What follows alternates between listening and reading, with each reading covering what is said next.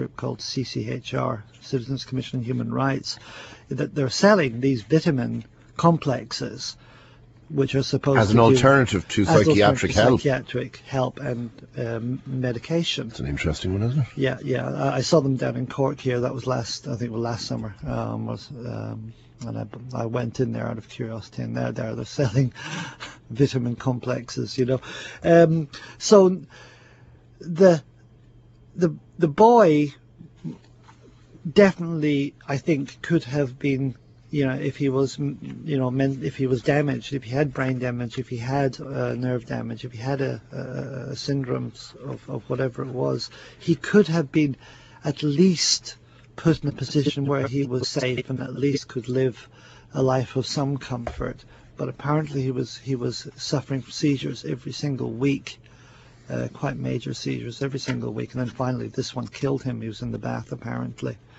That's the news stories of it, you know. And it just, my own experience is that they would try to use a whatever kind of system they approved of to manage the condition until they got the boy to a point whereby he could receive the Scientology psychotherapy, and start getting rid of the spirits are attached to his body. That's actually what they do. They're trying to get rid of the hundreds and hundreds and hundreds of disturbed spirits that are attached to his body, and actually get them to dissipate and to go away. So really what we've got here is a sort of mishmash of Aleister Crowley style voodoo, Freudian theories, Buddhist stuff, Hindu stuff, and, you know, with all due respect to the Buddhists and the Hindus, they take out of context the sort of juicier bits of their lexicon and use it. Now, when you look at John Travolta, or indeed Tom Cruise, you know, I mean, it's easy to mock anybody, but these are guys who present themselves, I think, quite well. They do. You know, and they're very successful. They're both quite decent people as well. In fact, I would go as far as saying they're very decent people. Yeah. So they seem like they're doing quite well. Then you look at, maybe Tom is a better example. Tom Cruise started off life with a fairly serious handicap, and that handicap was dyslexia. He claims. Now, he says that he was dyslexic and virtually illiterate by general educational standards as an adult. Yeah. Now, I don't know what Scientology did for him, but it seems to have worked. Well, it wasn't. It's interesting. If you read Andrew Martin's biography of Cruise, which is a fascinating read, by the way, and I think the research is very, very good in that, he was not illiterate in school. He absolutely was not illiterate. He was about average, or maybe very slightly below average. But he was a kind of a jock boy, you know. He was a football player and all that kind of stuff. A real kind of a physical guy. His problem was his father. That was his emotional problem.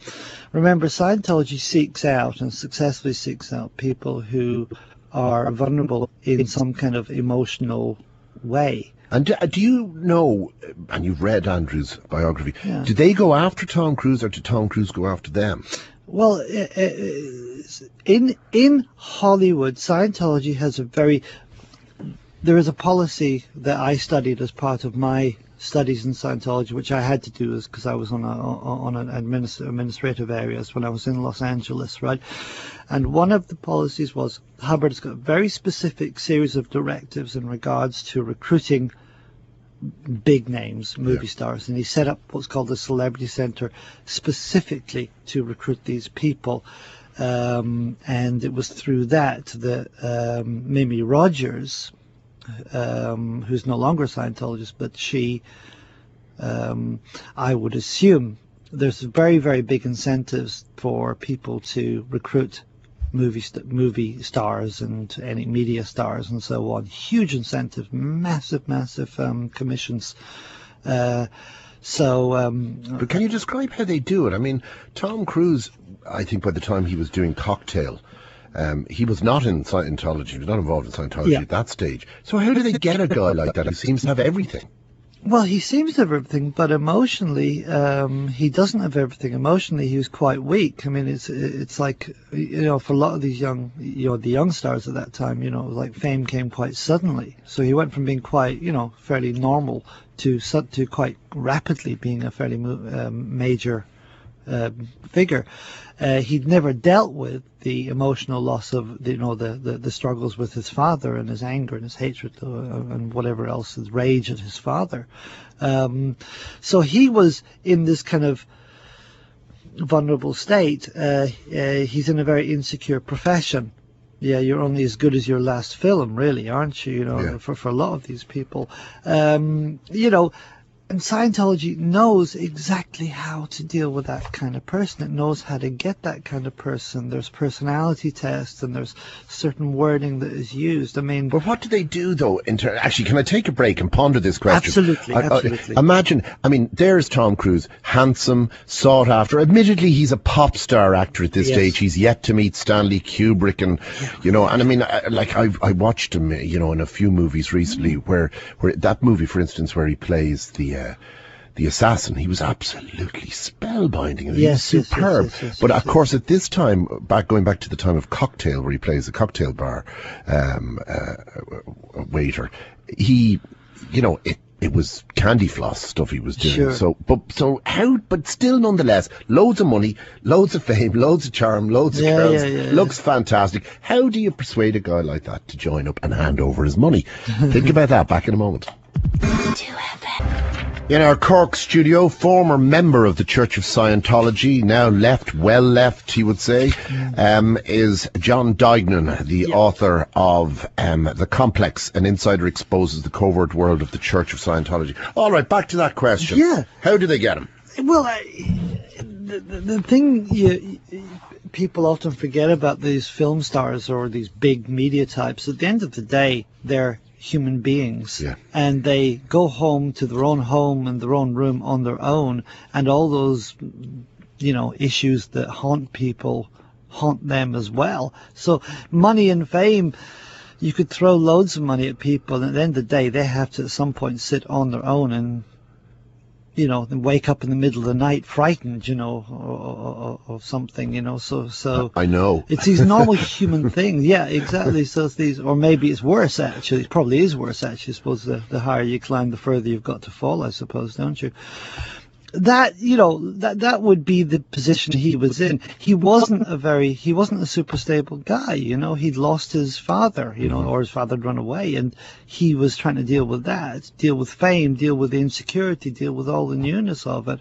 And Scientology comes and offers this wonderful kind of cotton wooling, this wonderful kind of insulation against the cold big bad world. And can you let us in, because you would know about this, I mean, do they send guys like you off to celeb parties to kind of sidle up to him and say, hey, do you know something, you're a great guy, absolutely, and I think you could be even greater? Oh, hugely, Gerry. I mean, that's absolutely what happens. I mean, I wouldn't have been that, because I wouldn't have any of the anything needed to talk to those people, but but I presume they had guys who were sharply dressed, well placed, and had an entree into that world. Well, this is what they've got. Oh, absolutely. I mean, there's a guy called there's like this film, an acting studio there, run by a guy called Bodhi something.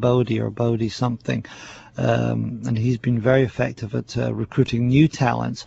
In terms of people like that, I mean, there's an awful lot of very, very high-level Scientologists. Well, there was certainly a lot of high-level Scientologists in the industry who. So, do they invite you, John? Do they invite? So, okay, I can imagine how you could be trained, and you could be. Also, some people are brilliant at the charm offensive. Absolutely. And they say, and I think you're fantastic. And I mean, did you have a happy childhood? I didn't. I had a terrible childhood. Got it. And actually, I had a crap childhood myself. Yeah. Wow. Okay. Well, I'm telling you, why don't you come with our group of friends, and we all meet about once a week, and it's not any kind of weird kind of setup or anything. Just have a cup of coffee and have a chat. You might relate to some of the people. So then they persuade you to come. What happens after that? Well, they'll sit the guy down in a psychotherapy session of some kind, and they'll ask him very, very deeply probing questions. And and if the person never done. One of the questions, by the way, is have you ever received any psychotherapy before? And if they have, then the approach changes very, very rapidly. If you haven't, you're in there because you just get the person to start talking about issues, you know, and that's, you know, I mean, anybody who, I don't know, I mean, you can learn how to do that in Scientology. And what are they looking for, Sean? Are they looking for vulnerability? Are they looking for selfishness? They're looking for the thing that the person is not looking at, the thing that the person has been hiding from, you know, right. which is fairly, you know, that in itself is relatively standard, you know, in terms of psychotherapy. You know, they're looking for that, and then they want the person to start talking about that, and then bring the person to a point of catharsis about it, right?